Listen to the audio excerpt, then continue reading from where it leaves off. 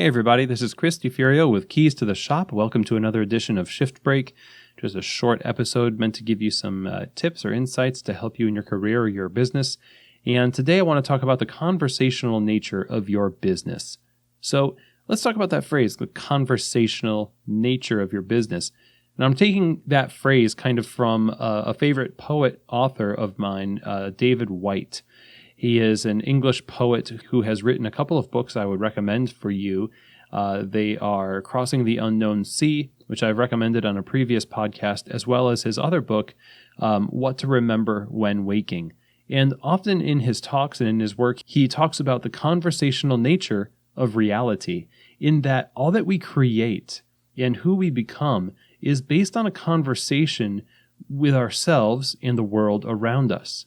In reality, we can't get away from this process. There's nothing that you could point to that you can say is real and is a product purely of one person's imagination that hasn't also been influenced by the market, the neighborhood, the customers that it was intended to serve.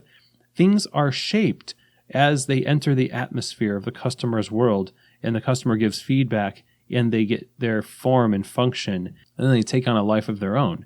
The shop gets its life from the meeting of two forces. The first is the vision and the intention of the owner and the staff and how they execute what they do in the shop, how they go about offering the product to the customers. That's the first force.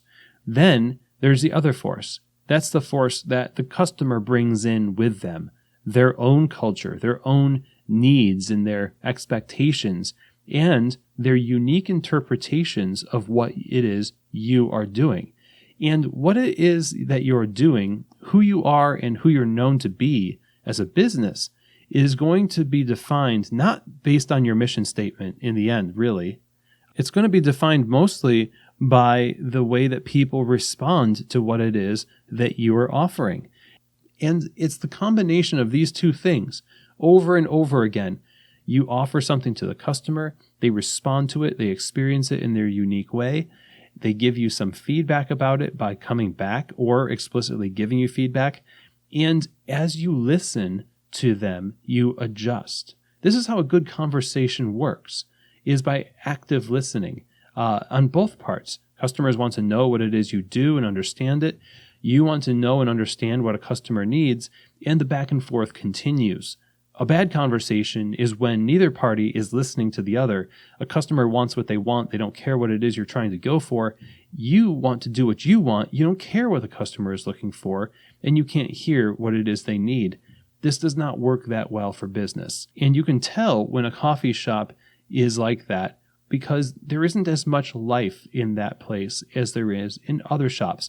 In fact, you can tell that the spark of life for coffee shops is this conversation between these two forces, because when you're in a shop that hasn't been opened yet, for example, there isn't really any culture there. It's just an empty box. There's nothing going on inside of it yet. But when it starts to get its first and second, 10th and 100th customer, then you start to see the life take shape and build momentum. And now you've got a coffee shop. Now you've got a business, and the spark of life is easy to sense in that business. So again, how you define yourself is only half the equation. How others influence and reflect what you do back to you once they received it will actually be the definition of who you are and what you do. So in the new year, we have a choice when it comes to our creative projects. We can choose to be disappointed in that our vision for our cafe did not necessarily look the way we wanted it to on paper when it came into fruition.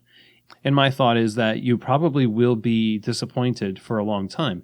Or we can take joy in and embrace the mystery and the surprise of seeing what your vision and your creation will truly look like when it's birthed into reality.